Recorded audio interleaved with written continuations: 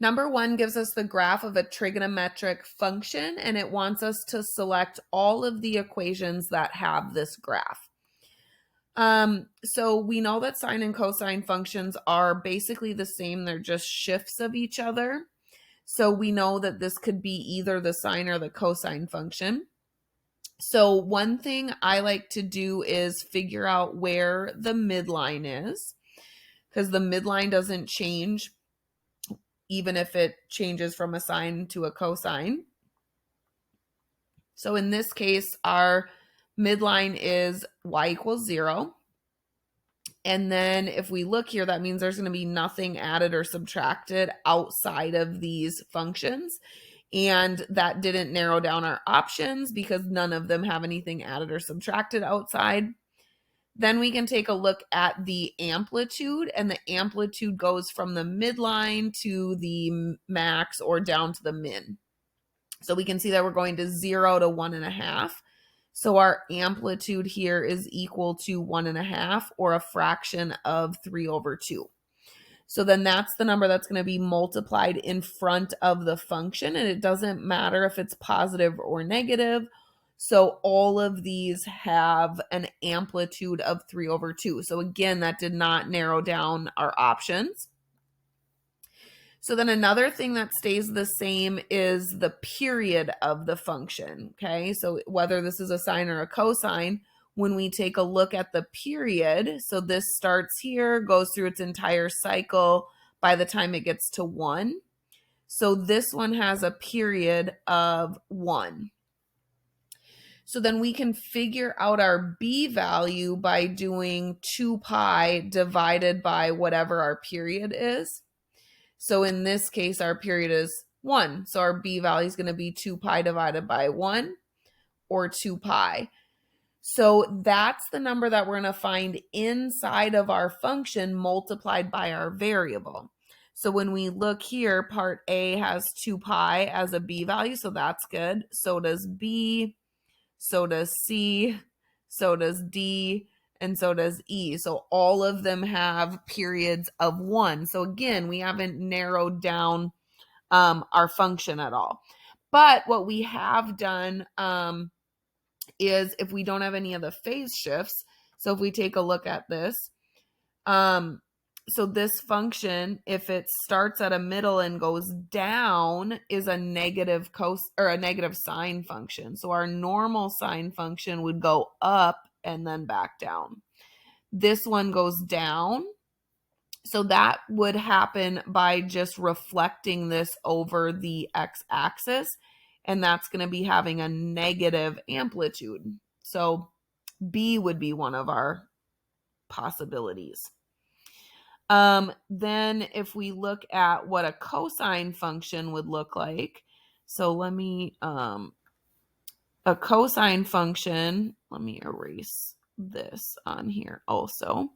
So a cosine function starts at a maximum and then goes to a min and goes back up, okay, but it starts here. So this would just be the function 3/2 cosine of 2 pi x, right? So now as we shift this one, so this one shifts over to the left to -1/4. So this one's having some type of shift to the left to be a cosine. And these ones are a little bit harder to see in the function because we want to have the b value factored out. Okay, so we don't want this inside part to be looking like this. I want to take that b value and factor it out. So I want to divide out the 2 pi. And so when I divide out a 2 pi from here, or think about 2 pi times what would get me back. So pi over 2, divide out the pi. And if I divide out another 2, this would be 1/4. So if I do 2 pi times this, I would get 2 pi over 4, which simplifies to pi over 2. So this one has a phase shift of 1/4. but this one is going to the right 1/4 since it's opposite of what you see in there. So this one is actually here. So that's not going to be what we want. If we factor out the 2 pi down here, we would be left with x plus 1/4. And so that one is going to be a shift to the left 1/4 of a unit. So that one's going to be what we wanted. So that one's going to take our original function here and move it to the left 1/4 of a unit. So we know that this one is wrong because it needs to be, cosine would be right here. Okay, cosine would start at a maximum on this y-axis. So this is definitely not it. We needed to phase shift this way. And then we also ruled this one out because that one would have phase shifted cosine this way. So then let's take a look at this last one. So this one is, so if I factor out this 2 pi again, so I'm left with x, and then pi divided by 2 pi is going to be 1/2. So is this a sine function? Okay, and remember your sine function, the original sine function goes up and then down from right here. So here's our original sine function. This one is saying shift it to the left 1/2 of a unit. So if we shift this to the left 1/2 of a unit, will that give me this function? And it does. So the sine shifted 1/2. So E is also an option there. Number 2, here's the graph of a trig function. Which equation has this graph? So now which equation? So there's only one answer here. So let's take a look at the midline. And all of these have a midline of 1. That's good because the midline here is at 1. The amplitude. So let's take a look at the amplitude because those are different. This one has a 1 and all of these have a 1/2. So that's going to narrow down our possibilities. So if we go midline to max, okay, from 1 to 1.5, so our amplitude right here, this is 1/2. So that rules out letter A because it has an amplitude of 1. So then we want to take a look at the period because if we look here, these B values are all different. So once we figure out the period, we'll be able to figure out what the answer is. So in this case, we go from a minimum up to a maximum and back to a minimum from -1 to 1. So this width is 2. So the period is 2. So remember the B value, you do 2 pi, the normal period, divided by the actual period. And this will give us what our B value needed to be. And we see that right here. So C is our answer. Number 3, here's a graph of a trig function. Find a trig function f that has this graph. So now you just have to write your own. So we have a midline here. Okay, so our midline is at 3. So we're definitely going to have a 3 on the outside. So if we're going to do f of, and I'll use theta as a variable. So we're going to do 3. And then you can look at your amplitude. So how far does it go from the midline to the max? So the midline's at 3, the max is at 1. So our amplitude is going to be 1. And then we multiply that by cosine. So now we have to figure out the period. And our period here, so if we go from middle up and then back down and around, and actually I don't want to write a cosine function. I can if I want to do a phase shift. But since this one started at its middle and went up and back down, I'm going to write a sine function for this, since then I already do have a sine function. I don't have to do any shifting. So then back to the period. This period is pi, so that happened in pi units. So the period equals pi. So in order to do that, my B value is going to need to be 2 pi divided by pi. So my b value is 2. So then I'll have 2 times theta, and then no phase shift since I changed to a sine function. If I wanted to do a cosine function, I'd have to shift it pi over 4 units to the right.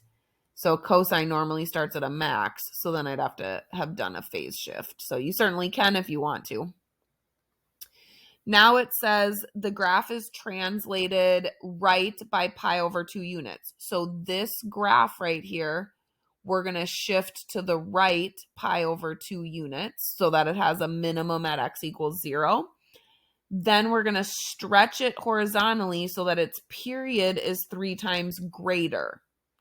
So now we are going to want a period of 3 pi instead of pi.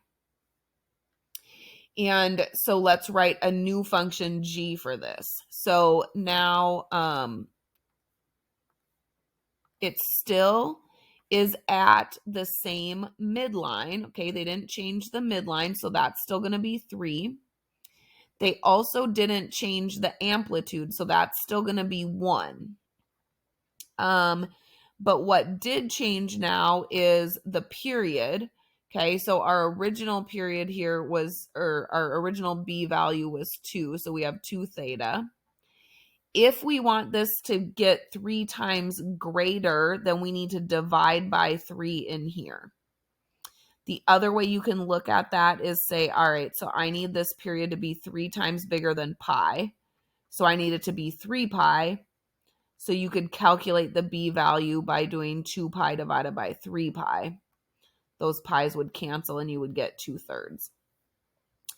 Then we also want to shift it pi over 2 units to the right.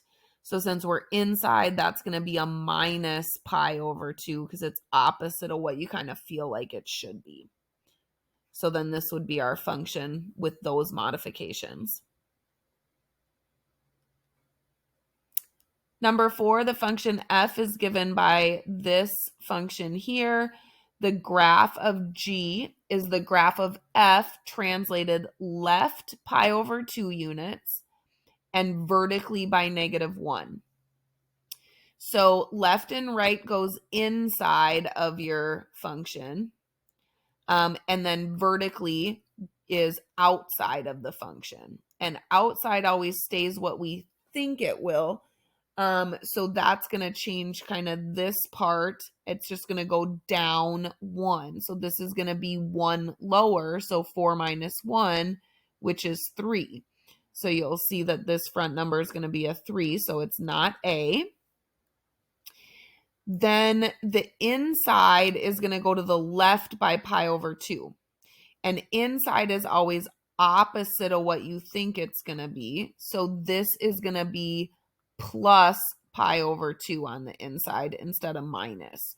So if we look here, okay, we're going to have a plus pi over 2, and that's going to be D with that period factored out. So we don't want the period multiplied in here, okay, because the phase shift is when it's factored out. So if we factor the pi out of here, this one actually shifted half of a unit to the right. Okay, oops, to the left. It had a plus in there.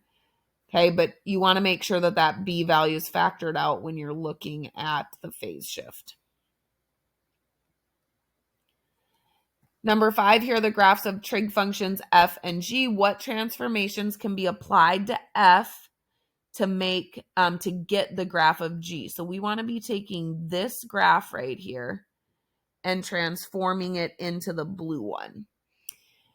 So I like to do my translations first and get the correct point on the y-axis, because once you get it to the y-axis, then when you start stretching, that will stay in the same spot.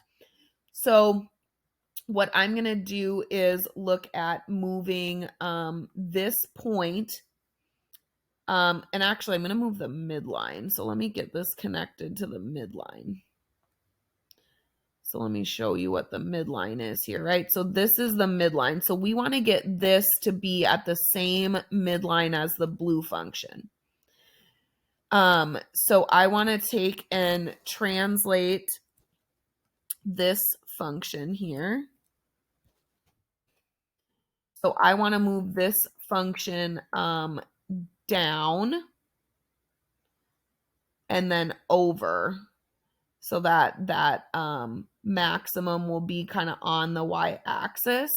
So here's where it was. So in order to do this, I'm going to move this down 1 unit and then over 1/4 of a unit to bring that centered on the y-axis. So that's going to be translate down 1 and left 1/4.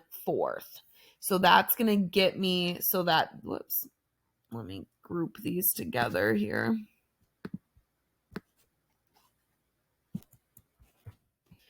So that's going to get me so that I've got that maximum on the y-axis and the midline matched up. Although now I just moved, I had the midline in with my graph here. So let me move it back.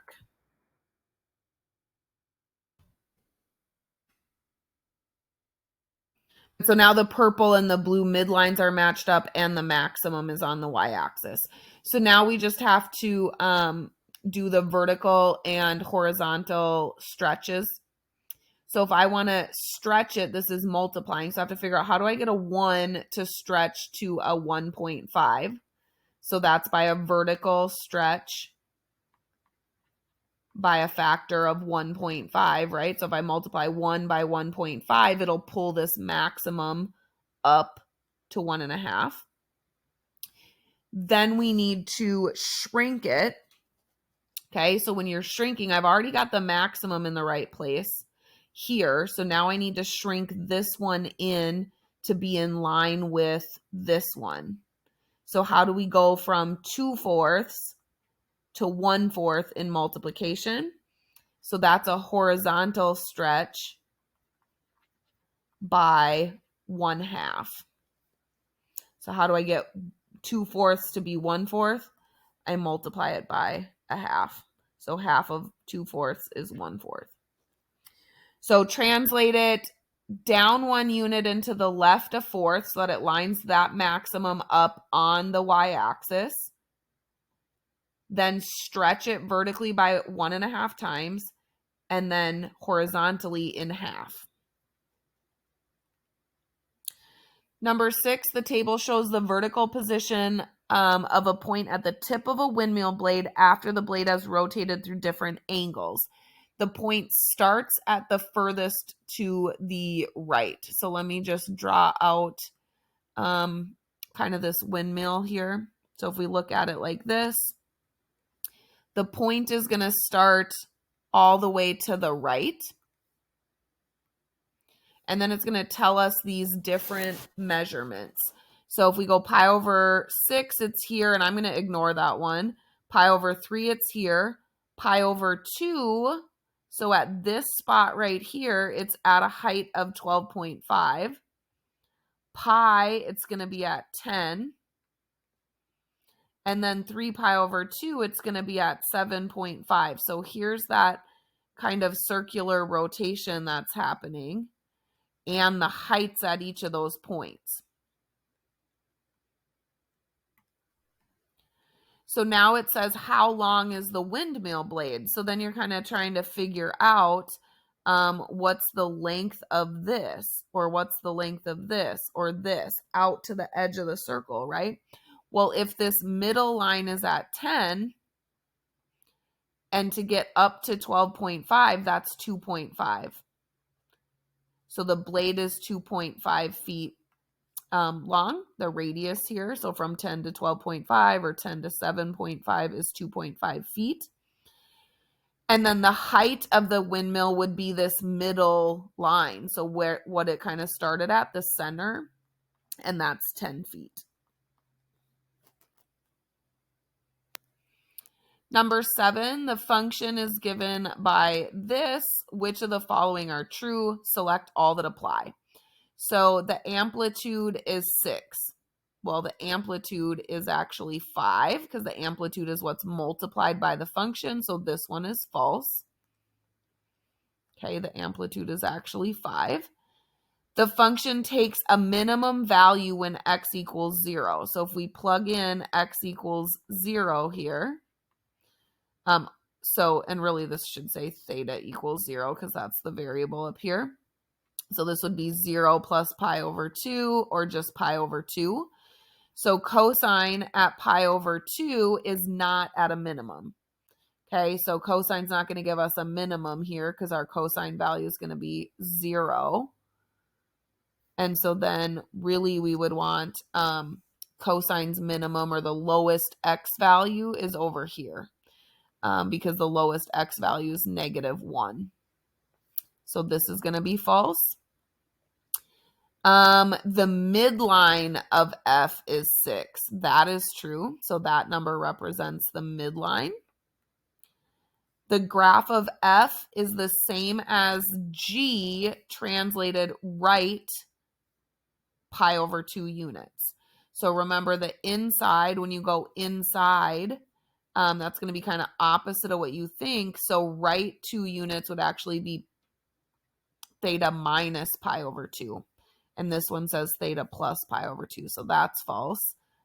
It would be to the left, pi over 2 units.